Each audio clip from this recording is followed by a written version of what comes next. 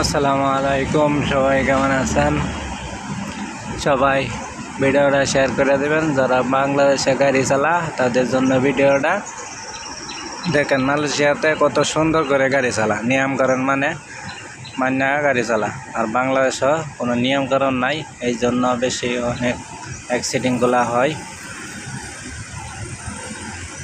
দেখেন কত সুন্দর করে গাড়ি চালা। এখানে কিন্তু কোনো ট্রাফিক লোক নাই, খালি এখানে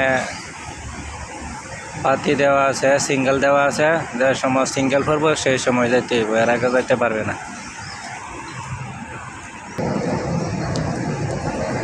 দেখছেন রাস্তা ফাঁকা, এরপরেও গাড়ি যাইতে পারে না। নিয়ম কারণ ভাঙুন যেত না মালয়েশিয়া, ঠিক আছে? এটা বাংলাদেশ না। বাংলাদেশে খুব কড়াকড়ি নিয়মকরণ। বাংলাদেশের তো সরকার তো উল্টাপাল্টা সরকার, নিয়ম কারণ নাই কোনো, ঠিক আছে? মালয়েশিয়ার মতন সরকার হইলে তাহলে বাংলাদেশ ঠিক হয়ে গেল বলে, ঠিক আছে? রাস্তা ফাঁকা থাকলে মনে করেন একটা গাড়ি হইতে পারে না, আর একটা গাড়ির দূরত্ব থাকবো মাঝখানে নিচে 7-8 ফুট 10 ফুট এরকম দূরত্ব থাকবো গাড়ি।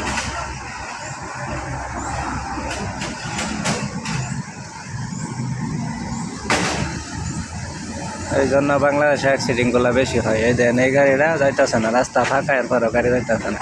আর বাংলাদেশের ড্রাইভার হইলে কইলে হইলা ফাঁকা হয়েছে দেই জায়গা।